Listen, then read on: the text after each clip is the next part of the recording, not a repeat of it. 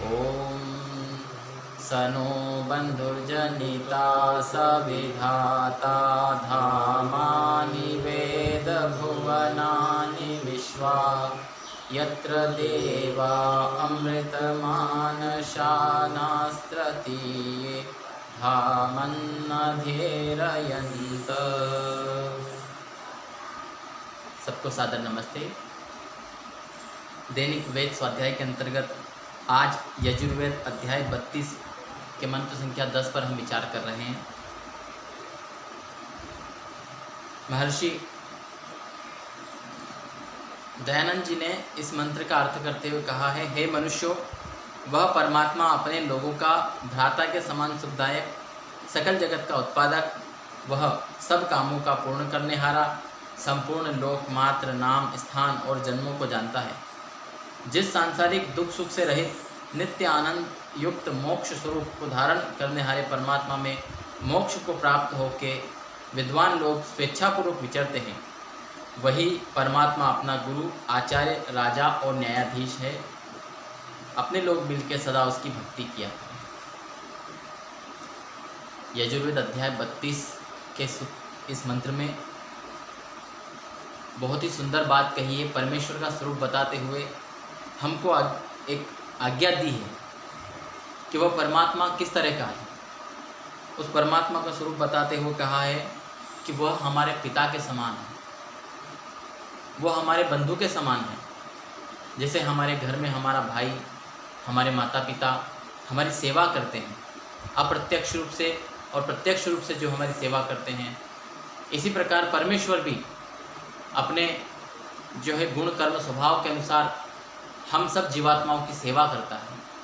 वह हम सबका स्वामी होते हुए भी हम सबकी यथा योग्य जो है हमारी जो भी आवश्यकता है उन सबकी पूर्ति करता है, और हमें जो भी आवश्यकता है, जो भी हम सहायता चाहिए, वह सब वह प्रदान करता है। जैसे उसने हमें यह शरीर प्रदान किया।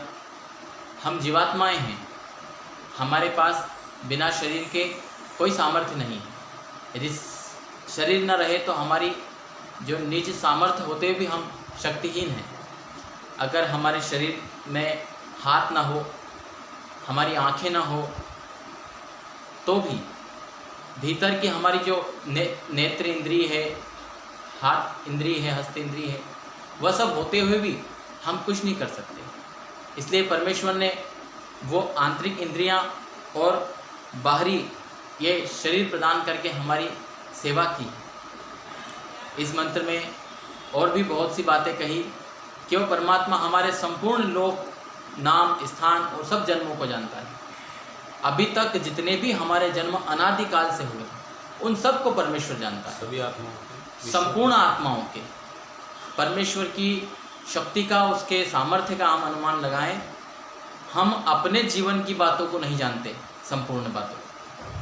वह परमेश्वर हमारे अनंत जन्म, जिसकी कोई सीमा नहीं है, अनंत काल से जो ये सृष्टि है, प्रलय है, सृष्टि है, प्रलय जो चला आ रहा है, उन सबको परमेश्वर जानता है, हमारे एक एक कर्म को जानता है। यहाँ तक कि विद्वान कहते हैं कि परमेश्वर इस जन्म में हमारी जितनी बार आंखें पलके जितनी बार झपकी हैं, उन सब की गणना भी ईश्वर को पता है। यानी ऐसी कोई बात नहीं है जो ईश्वर से हम छुपा सकते हैं। वह परमात्मा हमारी हर बात को जानता है, पिछले कई जन्मों की बातों को जानता है।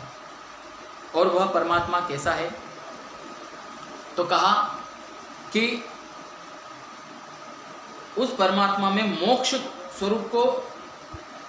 को प्राप्त होकर वो परमात्मा मोक्ष स्वरूप भी है, और मोक्ष को प्राप्त करके विद्वान लोग स्वेच्छापूर्वक विचरते हैं।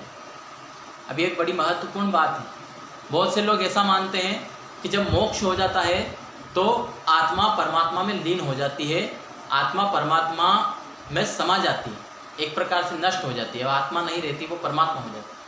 अद्वैतवाद का बहुत बड़ा सिद्धांत है। लेकिन वेद कहते हैं कि विद्वान देव योगीजन मोक्ष को पा करके स्वेच्छापूर्वक विचरते हैं। ऐसा नहीं कि वो नष्ट हो जाते हैं, वे मोक्ष में स्वेच्छापूर्वक उन्हें जहाँ जाना हो वहाँ जाते हैं, जो देखना हो वो देखते हैं।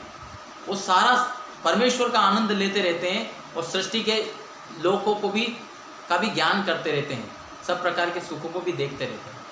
हालांकि वो संसार के सुखों में आसक्त नहीं होते, किंतु वे स्वेच्छापूर्वक विचरते रहते हैं।